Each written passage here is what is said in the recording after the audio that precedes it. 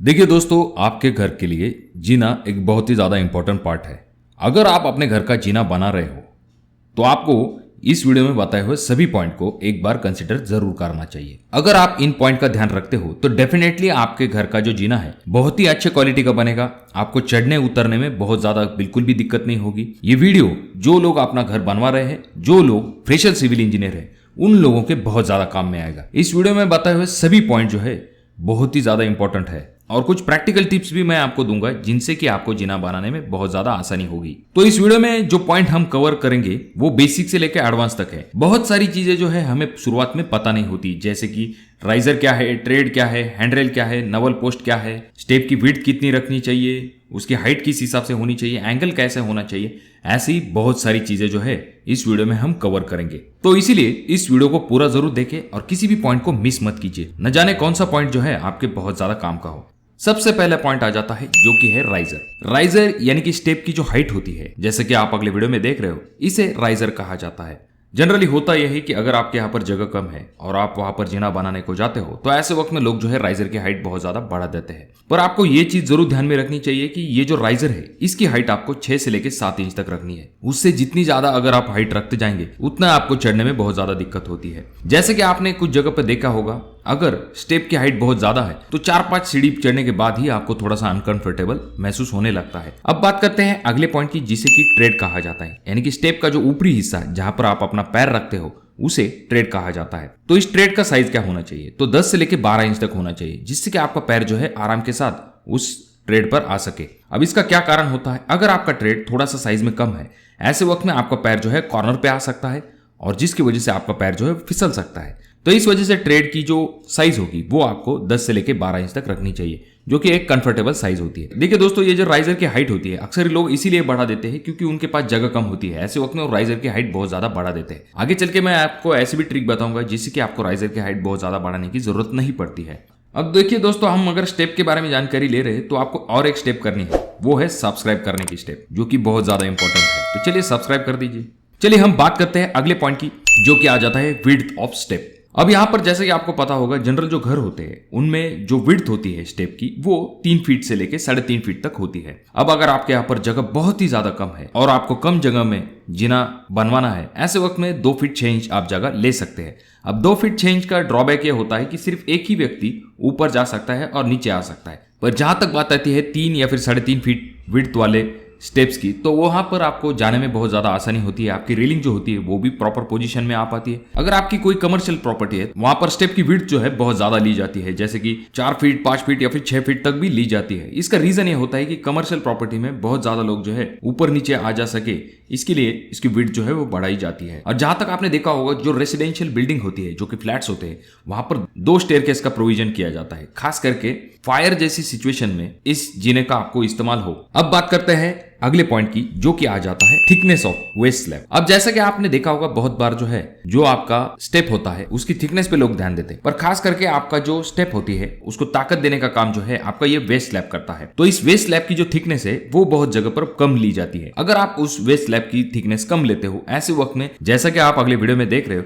कुछ ऐसी हालत आपके स्टेप के साथ हो सकती है। तो इससे बचने के लिए आपको इस वेस्ट स्लैब की जो थिकनेस है उसे अच्छी खासी लेनी चाहिए। वो थिकनेस आपको कम से कम 5 से लेकर 6 इंच तक रखनी चाहिए। अगर हम बात करते हैं जीने में आपका कौन सा स्टील इस्तेमाल करना है, तो आपको 10 से लेकर 12 mm का स्टील जो है उसका इस्तेमाल करना चाहिए। जैसा कि आप अगले ड्राइंग में देख रहे हो, तो यहाँ पर 10 mm के स्टील का इस्तेमाल करने को कहा गया है। कुछ जगह पर रिक्वायरमेंट अनुसार 12 mm का भी इस्तेमाल किया जाता है। अब ये चीज तो आपको ध्यान में आ गई कि आपके जीने को मजबूत बनाने के लिए आपको कौन कौन सी चीजों की तरफ ध्यान देना चाहिए। आगे चल के हम इसको कौन से कंक्रीट का इस्तेमाल करना है वो आगे के पॉइंट में देखेंगे। अब बात करते हैं हम पॉइंट नंबर 6 की, जो कि आ जाता है एंगल के बारे में। अब अगर आपका जीना जो है उसका एंगल बहुत ज्यादा ऊपर की तरफ है, यानी कि 40 डिग्री से ऊपर है, ऐसे वक्त में आपको चढ़ने में बहुत ज्यादा दिक्कत होती है। और अगर आपके जीने का एंगल बहुत ज्यादा नीचे है, ऐसे वक्त में आपको चढ़ने को दिक्कत नहीं होगी, पर आपको स्पेस बहुत ज्यादा लग जाएगी। तो ऐसे में एक आइडियल एंगल आ जाता है, जो कि है 36 डिग्री का। अब हर बार तो 36 डिग्री आपको रखना पॉसिबल नहीं होता, पर आप 40 से लेकर 30 डिग्री के दरमियान आपके स्टेयरकेस का एंगल रख सकते हो, जिससे कि आप कंफर्टेबली ऊपर और नीचे आ जा सकते हो।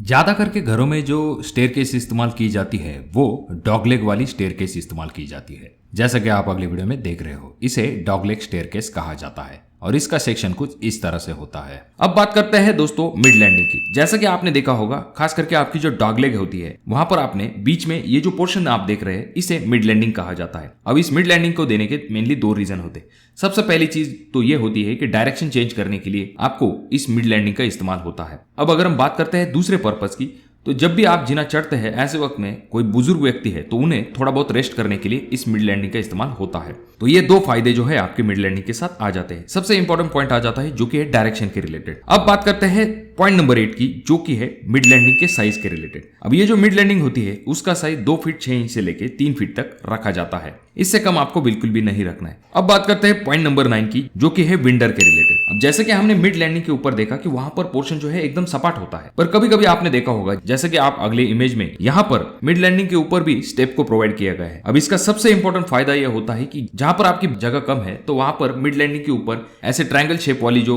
स्टेप्स है उन्हें प्रोवाइड किया जाता है। इसका फायदा यह होता है कि कम जगह में भी आप जो है अपने जीने को लगवा सकते हो। तो ये एक अच्छी ट्रिक है दोस्तों। अब आता है हमारा पॉइंट नंबर 10, जो कि है हैंडरेल के रिलेटेड। अब जैसे कि आपको पता होगा, ये जो राइट साइड में ये जो चीज आप देख रहे हो इसे हैंडरेल कहा जाता है। अब इस हैंडरेल की हाइट जो है वो 2 फीट 6 इंच तक ली जाती है। अब इसका क्या कारण होता है? क्योंकि आसानी से आप इसे पकड़ सको और इसका सपोर्ट लेते हुए कोई भी व्यक्ति जो है ऊपर चढ़ सके, तो इस वजह से इसकी हाइट जो है 2 फीट 6 इंच तक ली जाती है। और खास करके इस हैंडरेल को राइट साइड में प्रोवाइड किया जाता है, जिससे कि आप अगर गलती से कभी जीने से फिसल जाते हो, ऐसे वक्त में आप जो है जल्द से जल्द जो है इस हैंडरेल को पकड़ सको। अगला पॉइंट आ जाता है जो कि है डायरेक्शन के रिलेटेड। अब बहुत सारे लोगों को यह सवाल आता है कि हमें जीना किस डायरेक्शन में रखना चाहिए, यानी कि क्लॉकवाइज डायरेक्शन में या फिर एंटी क्लॉक डायरेक्शन में। अब बहुत बार यह देखा जाता है कि डायरेक्शन जो है वो खास करके रेकमेंड की जाती है क्लॉकवाइज डायरेक्शन। इसका सिंपल रीजन ये होता है, अगर आपकी स्टेयरकेस क्लॉकवाइज डायरेक्शन में है, ऐसे वक्त में आपकी हैंड रेलिंग जो है आपके राइट साइड में आती है, जिसका सपोर्ट लेके आपको ऊपर चढ़ने में आसानी होती है। तो ये एक मुख्य कारण होता है जिसकी वजह से स्टेयरकेस को क्लॉकवाइज डायरेक्शन में लिया जाता है। अगले पॉइंट के बारे में हम बात करते हैं, जो कि है पॉइंट नंबर 12, नवल पोस्ट। अब ये जो बड़ा वाला सपोर्ट आप देख रहे हो स्टेप के शुरुआत में, इसे नेवल पोस्ट कहा जाता है। इसका मुख्य फायदा यह है कि आपकी रेलिंग को होल्ड करने का काम ये करता है और आपके रेलिंग को एक मजबूती प्रदान करने का काम करता है।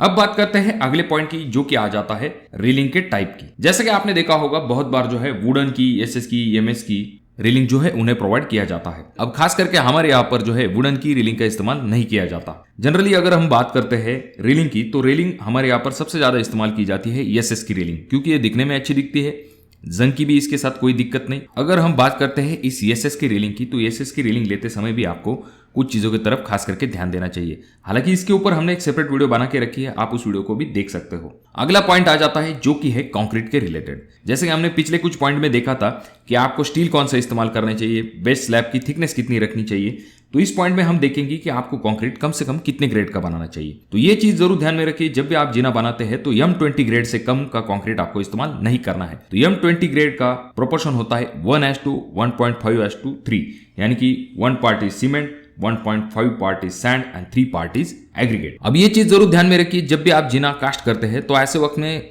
खास करके आपको कवरिंग के तरफ ध्यान देना है। कवरिंग के तरफ लोग ध्यान नहीं देते हैं, और जो आपका जीना होता है वहां पर अगर बहुत ज्यादा पतला माल बनाते हैं, ऐसे वक्त में आपकी सीमेंट स्लरी जो है वो नीचे से बह जाती है और ऊपर जो है आपको सिर्फ हनीकॉम्बिंग दिखाई देता है। तो ये चीज आपने बहुत बार और बहुत जगह पर देखी होगी, जैसे कि आप अगले वीडियो में भी देख रहे हो। तो ये चीज जरूर ध्यान में रखिए, जब भी आप जीना कास्ट करते हैं ऐसे वक्त में आप कंक्रीट की तरफ खास करके ध्यान दीजिए। अब बात करते हैं अगले पॉइंट की, जो कि है नोजिंग के रिलेटेड। जी हाँ, आपका जो ट्रेड होता है, यानी कि फॉर एग्जांपल के लिए आपका जो स्टेप होता है, उसका ये जो बाहर आया हुआ पोर्शन होता है, इसे नोजिंग कहा जाता है। अब ये जो नोजिंग है, ये आपको 25 mm से ज्यादा नहीं लेना है। अगर इसे बहुत ज्यादा लेते हैं ऐसे वक्त में ऊपर चढ़ने में दिक्कत होती है।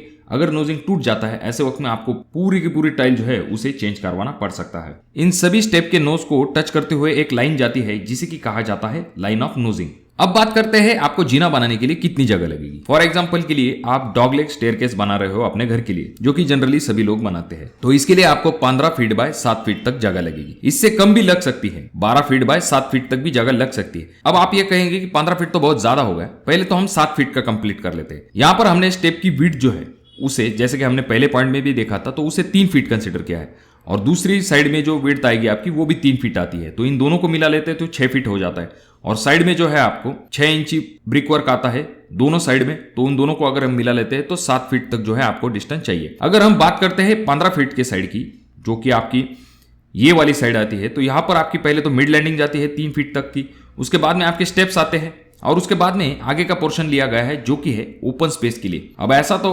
अब ये जो ओपन स्पेस है, ऐसा नहीं कि ये सिर्फ आपके स्टेप के लिए इस्तेमाल किया जाता है, यहां से आप दूसरी रूम के तरफ जाने के लिए एंट्री भी बना सकते हो, जैसे कि आप यहां पर देख रहे हो। पर इस जगह को आपको कंसीडर करना बहुत ज्यादा जरूरी है। तो ये चीज आ जाती है, यानी कि 7 फीट बाय 12 फीट में भी आप अपने जीने को बनवा सकते हो। अब बात करते हैं फॉर एग्जाम्पल के लिए हाइट की। अगर आपका घर है 10 फीट हाइट का, तो आपको 20 ट्रेड लगेंगे और उनमें से एक राइजर अगर हम माइनस कर देते हैं, 19 राइजर जो है ऊपर चढ़ने के लिए लगेंगे। तो ये एक कंफर्टेबल मेजरमेंट है। आपके स्टेप के साइज अनुसार ये थोड़ा सा कम या फिर ज्यादा हो सकता है। अब बात करते हैं हेडरूम की। हेडरूम आपका जो है वो 2 मीटर या फिर 7 फीट से कम नहीं होना चाहिए, क्योंकि अगर आपका इससे कम होता है, ऐसे वक्त में आपका सर जो है वो ऊपर टकरा सकता है। अब बात करते हैं अगले पॉइंट की, जो कि है आपके स्टेप के लिए आपको किस चीज का इस्तेमाल करना चाहिए, ग्रेनाइट, मार्बल या फिर टाइल। हालांकि इसके ऊपर भी वीडियो है, पर मैं आपको एक शॉर्टकट में आइडिया बता देता हूं।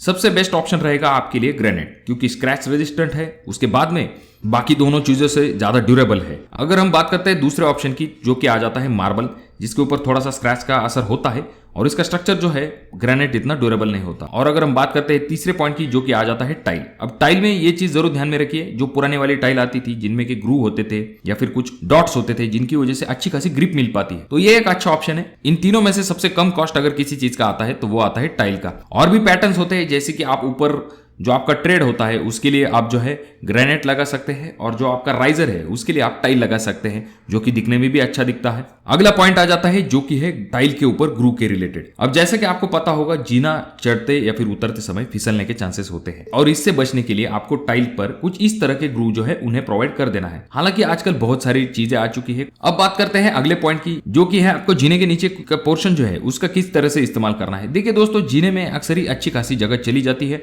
और इसके कॉस्टिंग में भी आपको ये चीज जरूर ध्यान में रखनी है कि 1.5 रूम तक जो खर्च है आपका स्टेयरकेस में चला जाता है, तो ये अच्छा खासा खर्च हो जाता है। तो इसके नीचे का जो पोर्शन है वो आपको बिल्कुल भी जाया नहीं करना है। आप किसी भी तरह से इसका इस्तेमाल कर सकते हो, चाहे आप वॉशिंग मशीन के प्लेस के लिए इस्तेमाल कर सकते हो, वहां पर कुछ स्टोरेज कर सकते हो, या फिर कोई और भी चीजें कर सकते हो। तो इसके बारे में भी एक वीडियो है, आप उस वीडियो को भी जाकर चेक कर सकते हो कि जीने के नीचे आप कौन कौन सी चीजें कर सकते हो। तो आपको ये जगह जो है नीचे की, ये बिल्कुल भी जाया नहीं करनी है। अब जैसे कि हमने पिछली पॉइंट में देखा कि विड्थ जो है वो अगर आपकी 2 फीट 6 इंच तक है स्टेप की, तो आपको रीलिंग जो है वो डायरेक्टली आपके स्टेप के ऊपर नहीं लगवानी है, क्योंकि ऑलरेडी जो विड्थ है वो कम है। रीलिंग आ जाएगी तो और भी कम हो जाएगा।